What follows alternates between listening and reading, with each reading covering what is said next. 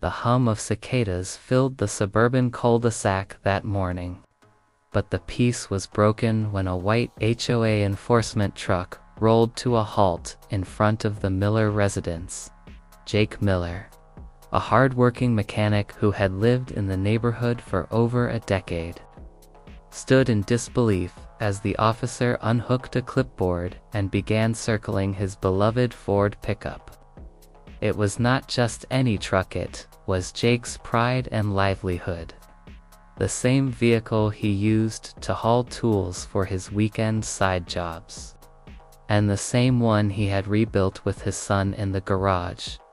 The HOA officer, stiff in demeanor and hungry for authority, scribbled notes and barked into his radio.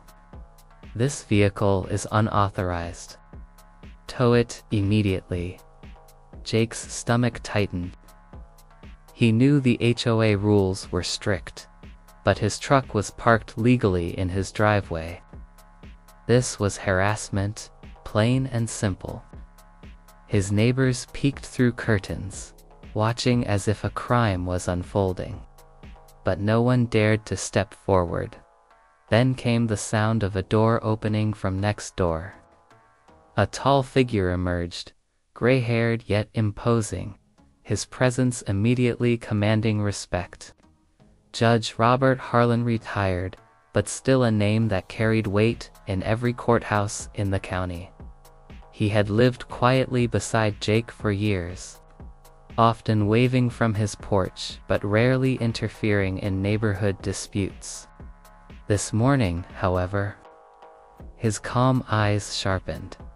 The HOA officer had no idea whose line he was about to cross. The neighborhood of Willow Creek prided itself on being one of the most prestigious communities in the county. Manicured lawns, identical mailboxes, and rows of freshly painted fences stood as symbols of order and compliance. But beneath the trimmed hedges and glossy newsletters lay something else: fear. The HOA board ruled like a quiet government, fining families for the smallest infractions, trash cans left out too long, children's bikes leaning against the porch, even seasonal decorations hung a week too late. Jake Miller had never been the type to ruffle feathers. He was a mechanic by trade, a man whose calloused hands carried the smell of engine oil and grit, and whose greatest joy was working alongside his teenage son, Luke, in their garage. The crown jewel of their father-son projects was a 1999 Ford pickup, rusted when Jake bought it, but lovingly restored until its chrome gleamed in the sunlight. It was not just a truck. It was a legacy, a symbol of patience, skill, and love to Jake. The truck was parked perfectly fine in his driveway. To the HOA, it was an eyesore. The morning air was still heavy with dew when a white SUV emblazoned with the words HOA Enforcement rolled to a stop in front of his house. Out stepped Officer Randall Pierce, clipboard tucked under his arm, mirrored sunglasses reflecting the neighborhood like a predator scanning his territory. Pierce had a reputation. Neighbors whispered about his zeal, his eagerness to issue fines, his smug satisfaction when a family had no choice but to pay. He lived for control, and today, he had chosen Jake's truck as his prey. Jake was inside, sipping his first coffee of the day, when the sound of metal clanking and low voices drifted through the window. Curious, he set down his mug and stepped onto the porch. His heart skipped when he saw Pierce circling the truck like a vulture. A tow truck idled at the curb, its driver looking uncertain but obedient, waiting for the signal. "Hey," Jake called, walking quickly down the steps. "What's going on here?" Pierce did not even glance at him. He scribbled something onto his clipboard and waved at the tow driver. This vehicle is in violation of HOA Regulation 14. It will be removed immediately. Jake's brow furrowed. Violation. This is my driveway. You can't just tow my truck. The officer turned then, lips curled into a smirk. Sir, this is a residential community with standards. That vehicle is classified as a commercial utility truck. It does not belong here. The board has authorized removal. Jake clenched his fists. This isn't a work truck. This is my personal vehicle. I restored it with my son. It's registered, insured, and legally parked. You don't have the right. Pierce stepped closer, towering his authority rather than his height. I always have the right. If you have an issue, take it up with the board. For now, it's getting towed. Curtains fluttered across the street. Neighbors' eyes peeked out, hungry for drama, but unwilling to act. They had seen this before: Pierce targeting families, handing out threats, forcing compliance. No one wanted to be next on his list. Jake felt a heat rise in his chest, not just anger, but humiliation. His truck, his pride, his family's project, was about to be yanked away like it was nothing. His son, still asleep inside, would wake to find their hard work gone. Stolen under the guise of rules. Don't you dare hook that chain to my truck, Jake growled. His voice trembled, not from fear, but from the weight of injustice pressing down on him. The tow driver hesitated, looking nervously at Pierce. But Pierce sneered, "Do it now." And that was the moment a door creaked open next door. From the corner of his eye, Jake saw the tall silhouette of his neighbor Judge Robert Harlan step onto his porch. He wore a simple robe, his silver hair glowing in the morning light.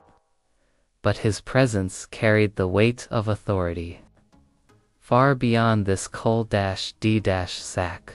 the officer had no idea that his petty power play was about to unravel. In the shadow of a man who once decided the fate of criminals and lawmakers alike, Judge Robert Harlan stepped onto his porch, his slippers tapping softly against the wooden planks. Though retired for nearly a decade, his posture remained upright, his presence commanding without a word.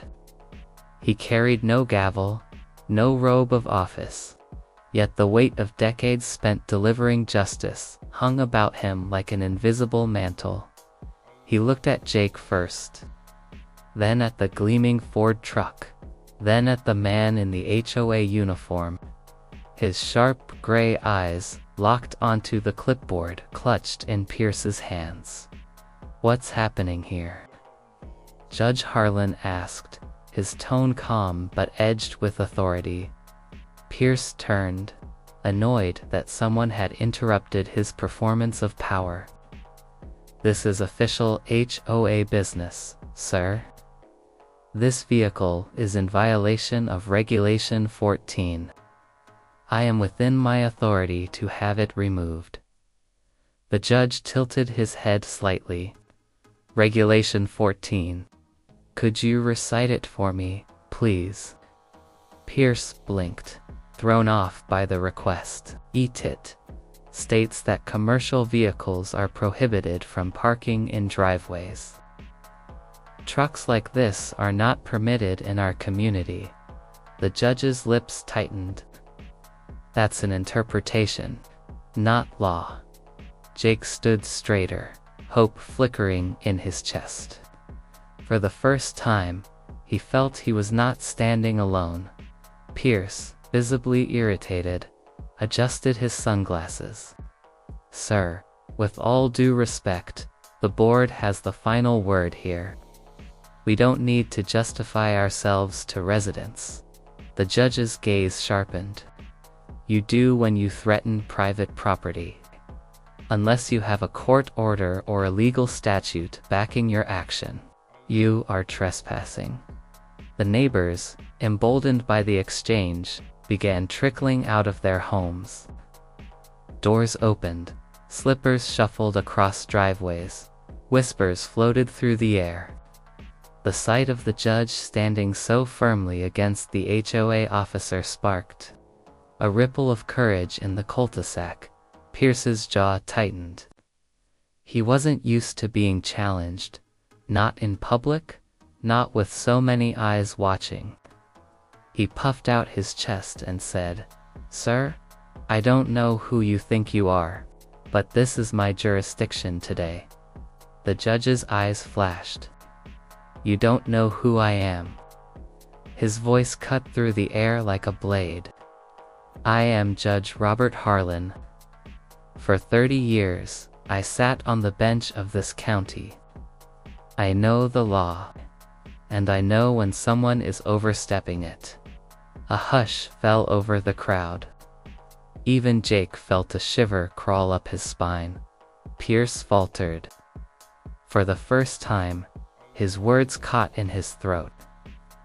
The tow truck driver shifted uncomfortably, muttering, "Maybe we should wait a second, man." But Pierce, unwilling to back down, forced a laugh. Judge or not, the HOA has rules, and this truck still has to go. Jake's anger flared again, but the judge raised a hand, silently signaling him to hold back. The battle was no longer Jake's alone. The judge stepped off his porch and walked deliberately toward Pierce, his robe swaying slightly in the morning air, though his voice remained steady. There was iron beneath every word. "You claim this vehicle violates your rules," Harlan said. "Yet, according to the state's Homeowners Association Act, HOAs may not enforce regulations that supersede state or federal law. That means you cannot trespass on private property and seize a resident's belongings without due process." He paused, letting the words settle like stones in the silence. The neighbors leaned in, their curiosity turning into quiet admiration. Pierce opened his mouth, but the judge pressed on. "Your so-called Regulation 14 does not stand above the Constitution. Private property cannot be taken without lawful justification. And unless you can produce a signed warrant or legal statute authorizing you to remove this vehicle, what you are attempting here is theft." Gasps rippled through the crowd. Jake felt a rush of gratitude swell in his chest. His truck was not just metal and paint anymore, it was a symbol of his rights. Defended by a man who had spent his life guarding justice. Pierce's bravado cracked. He glanced around at the growing crowd, suddenly aware that his authority was crumbling under the weight of the judge's words. Still, pride forced him to sputter. We have the right to keep this community in order. If residents won't comply, the HOA will escalate this escalate." The judge's voice dropped, low and dangerous. "Then you escalate at your own peril. Because I assure you, if you touch that truck, I will personally see you charged with trespassing, harassment, and unlawful seizure of property." The tow truck driver swallowed hard. "Look, man, I'm not getting involved in this," he muttered, climbing back into his cab. His engine rumbled to life, but he stayed put, unwilling to be complicit. The neighbors began murmuring louder now. One called out, "Yeah, last month they fined us for our trash cans." Another added, "They tried to tell me I couldn't plant a tree in my own yard." The air grew thick with shared resentment. voices rising in unison against the officer who once terrified them into silence. For the first time, Jake saw it clearly. The HOA had been feeding off fear, preying on compliance. But with the judge's presence, that fear was melting away, replaced by something stronger: unity. Pierce, his face flushed red beneath his sunglasses, took a step back. His authority had slipped through his fingers. But his pride would not let him retreat without a final jab. "This isn't over," he spat. "The board will hear about this. None of you are above the rules." The judge straightened, his voice cutting clean through the chaos. "No, officer. No one is above the law. Not even your board." The cul-de-sac erupted in soft applause. Jake's throat tightened, and his eyes burned with unshed tears. For years, he had fought his battles quietly, carrying his frustrations in silence. But today, his neighbor had spoken for him, for all of them, and there was no turning back now. The sun had risen higher now, spilling golden light across the cul-de-sac, though the tension between Pierce and the judge hung as heavy as storm clouds. Jake stood at the edge of his driveway, his fists clenched, his jaw tight. He wanted to shout, to defend himself, but the judge's commanding presence held him steady. This was no longer a simple quarrel, it had become a public trial, with the entire neighborhood as the jury. Judge Harlan took another deliberate step toward Pierce, his eyes unyielding. "I will make myself clear. You have two choices. 1. You leave this property immediately and withdraw your unlawful order. Or 2. You stay, and you face charges for trespassing, harassment, and attempted theft." Pierce's face burned crimson. He opened his mouth to retort, but no words came.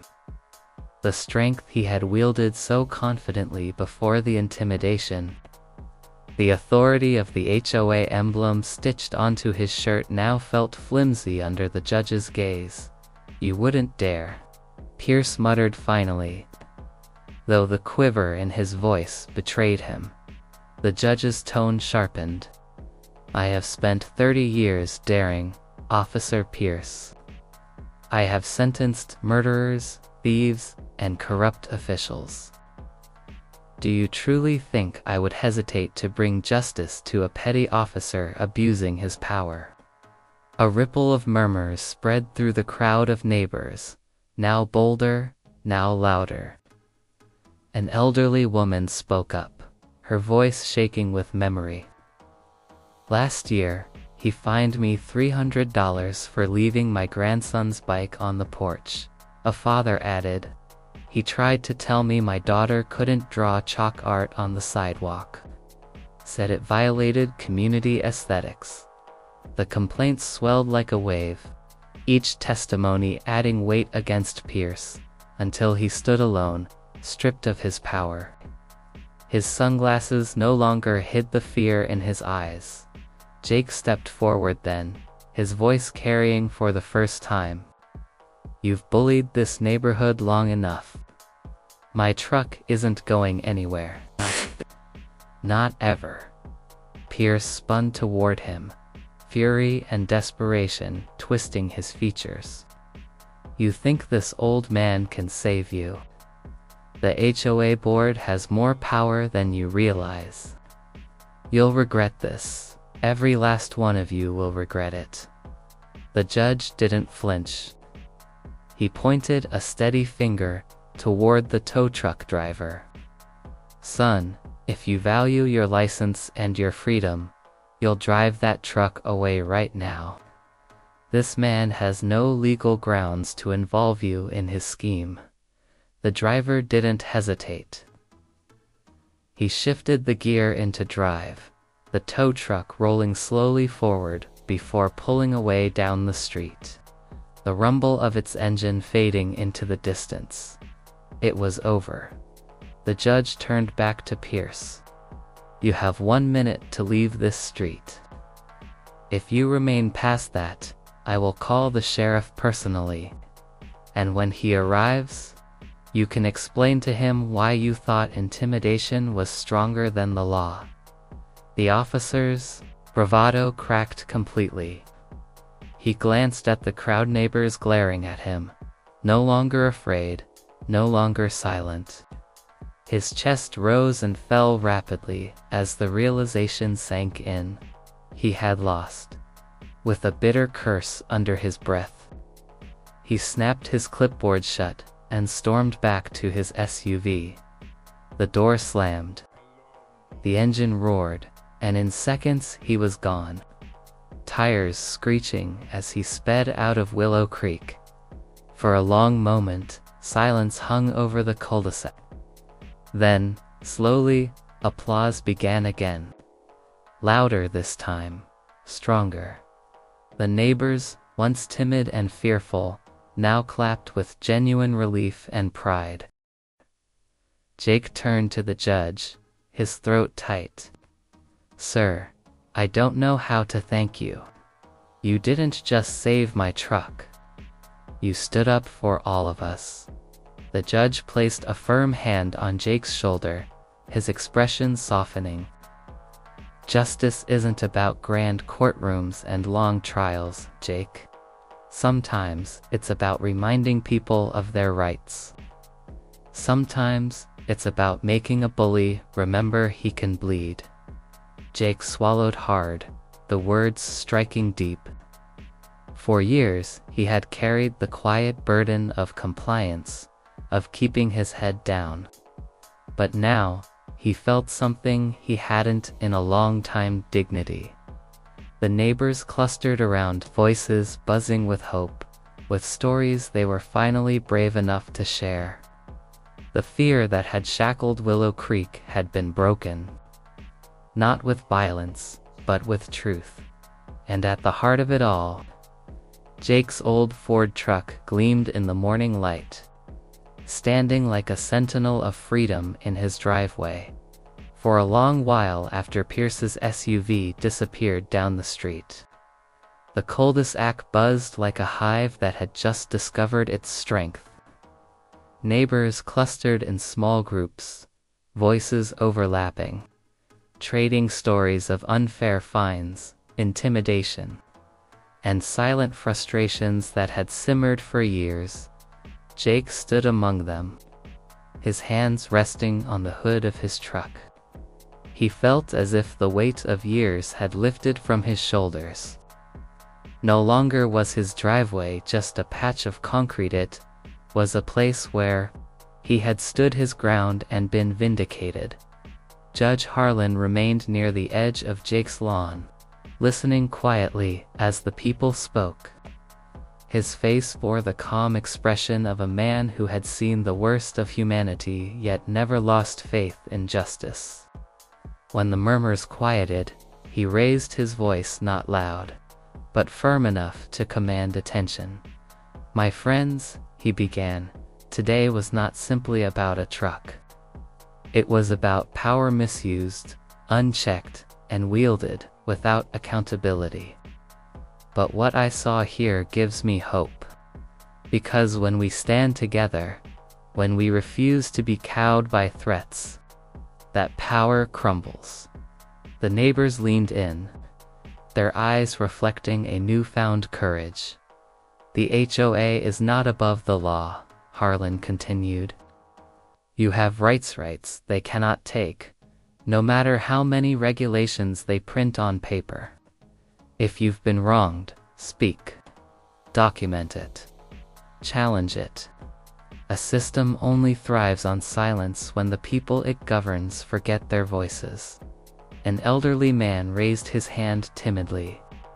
But Judge, they'll just retaliate. They always do. Harlan's eyes softened. Then you push back harder. File complaints. Call town meetings. If necessary, bring it before the courts.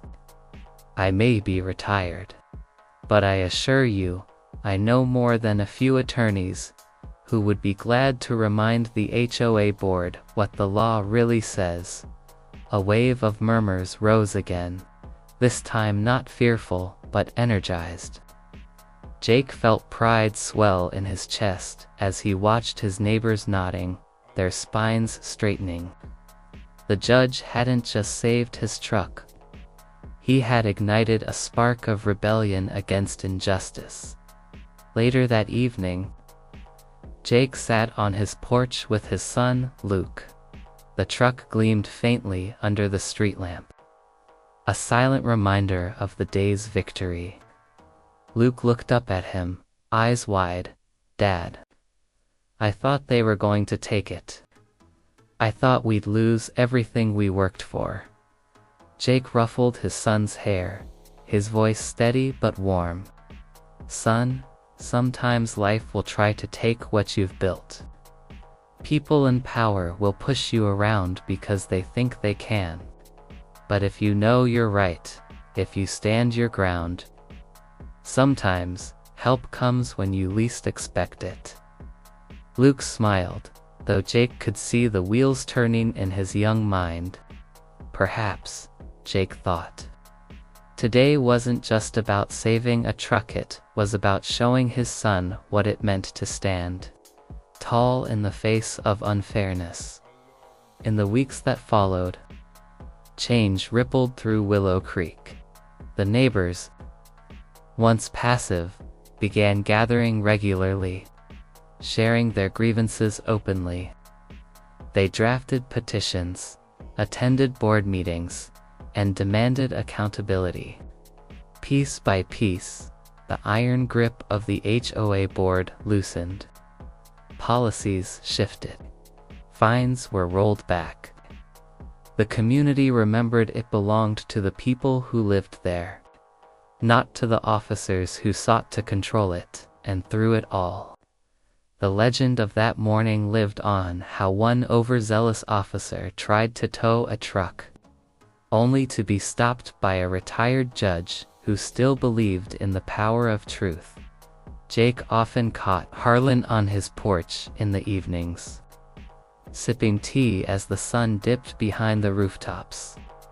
They exchanged nods now, not just as neighbors, but as men who had fought a quiet war together and won. One evening, Jake walked over, holding 2 mugs of coffee. He handed one to the judge, who accepted it with a small smile.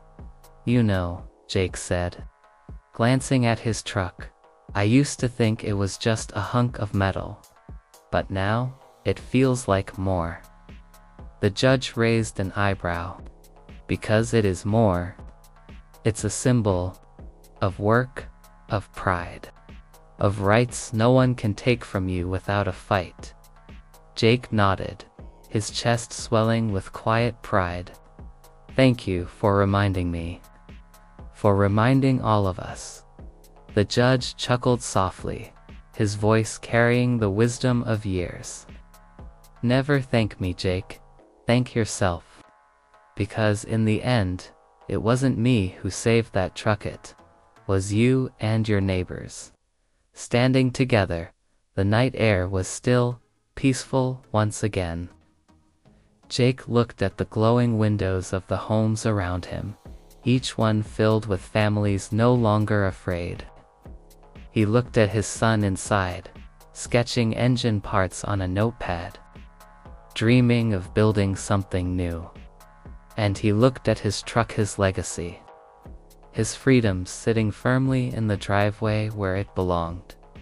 For the first time in a long while, Jake felt certain Willow Creek had changed forever. Not because one man spoke up, but because a community had found its voice, and that voice would never be silenced again.